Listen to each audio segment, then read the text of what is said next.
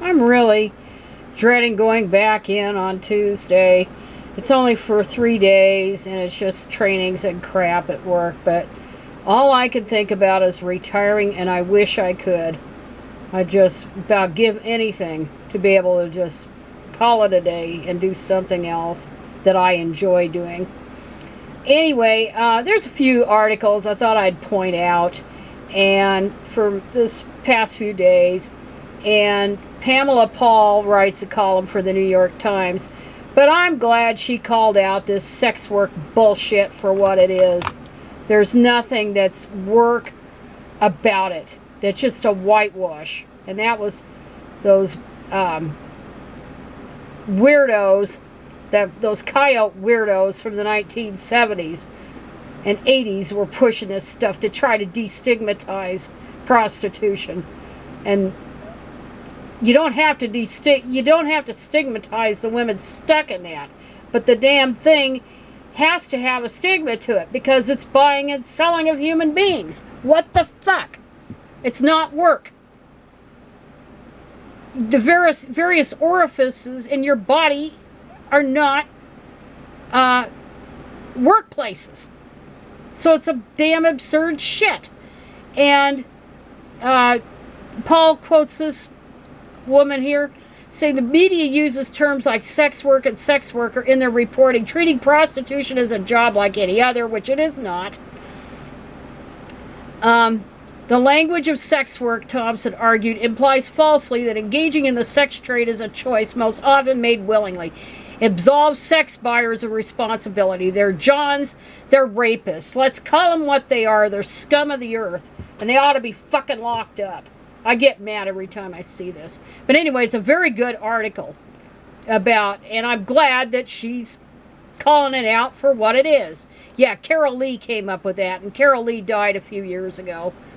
But it was a bunch of damn crap. They were just pimp lobby representatives. And then I thought I'd add this too with the Nordic model now, that it came up with an article just the other day about prostitution law and policy in the United States. And God forbid they ever legalize this damn shit. It's bad enough in Nevada with the cow counties. And, of course, Las Vegas is a major sex trafficking area because when you legalize it, demand goes up. That's exactly why you don't legalize it. Children are not things to buy and sell for male use. For crying out loud. God, I don't know why that's so hard to understand. But anyway, the political left, the male left, they always love this damn shit. They want to be able to just get laid whenever they feel like it. And that's just too bad, because this is paid rape. That's all it is. And then, oh gosh, and then there was, oh hell. There was this insane article, and there was a whole lot of controversy and people being upset over it, and it was about uterus transplantation, and it was actually published in the Journal of Ethics of the American Medical Association. And this damn thing is just crazy. First of all, it is impossible to safely transplant a uterus into a man. It never will happen. It will never happen successfully. Pregnancy involves a woman's entire body. And men just don't have it. They don't have the pelvis for it. They don't have the hormones for it. They don't have anything for it. And these idiots think you could just sit there, cut out a uterus, and stick it in there in fallopian tubes and whatever, and stick it in a man's body, and voila, it just happens. And it's just bullshit. It'll never happen. Who the hell, what woman in her right mind would ever consent to having her uterus implanted into a man's body? Only somebody fucked up or dead. So this was a ridiculous article. And of course they use all the bullshit words like cisgender. But I thought I'd point to that, and it's something that's never going to happen. So I don't even know why these people lie about it. And think that it's going to, let alone be subsidized. Why the hell are we even subsidizing any of the damn butchery in the first place? It shouldn't be allowed. So that was that one. And then, and of course, this made the rounds all over the place, about a 13-year-old girl who was not able, she was in Mississippi, Clarksdale, Mississippi, which was historically known as the place where blues great Bessie Smith died in an auto accident in 1937. She was badly injured. There was a delay in the ambulance getting there, and it was worse because there was another car crash involved almost as soon as she was injured. And no, it had nothing to do with racism. Her injuries were so bad that she would not have survived anyway. She had to have her arm amputated, but it was for nothing because she never regained consciousness. But anyway, that's the historic part of Clarksdale, Mississippi. But Time magazine did this article about her, about this poor girl that was raped, of course, and she couldn't get an abortion. They weren't able to, the mother wasn't able to get her an abortion, so she ended up having the baby by a rapist. Isn't that lovely? But you know what? The anti-abortion nutters don't care about that. They don't care. They don't care if it's a product of rape. They don't care.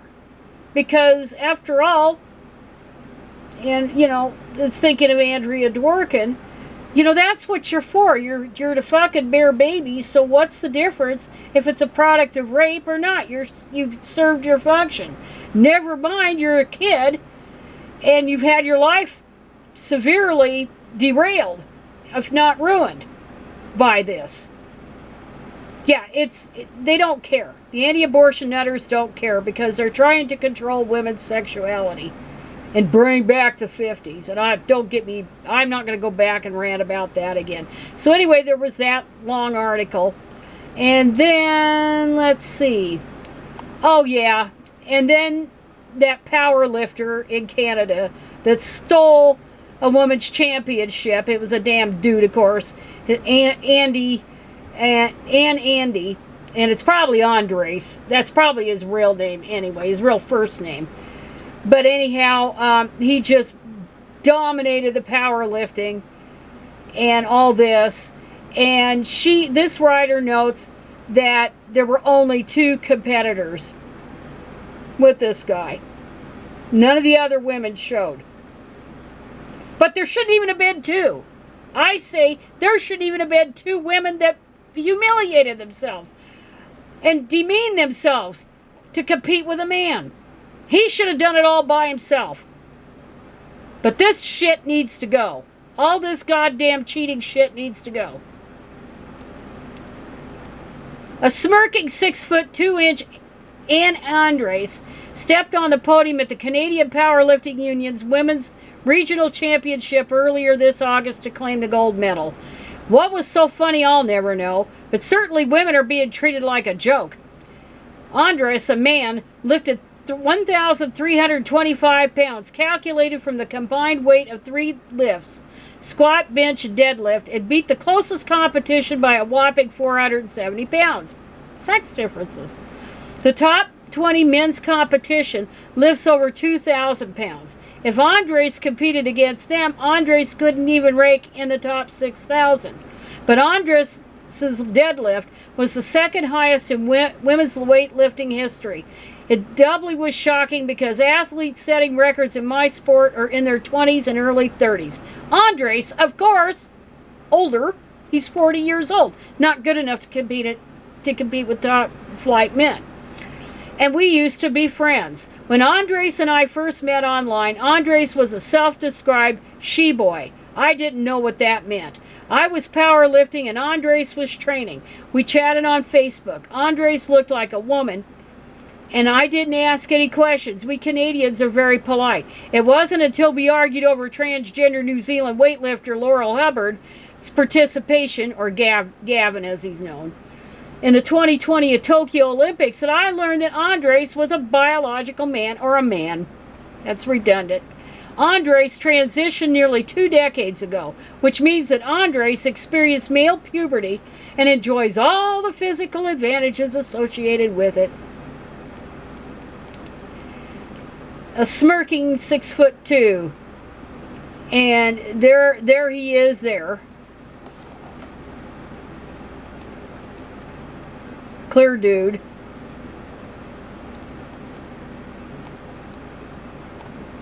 I told Andres I thought a transgender person competing against biological women was cheating. So Andres blocked me. Of course he's cheating. And anyway, she talks about how he had weighed 200 pounds and deadlifted 314 pounds in 2019. Now he weighs nearly 260 and deadlifts over 500. Fucking cheat. That's the thing that just makes you mad. And a hatred for women.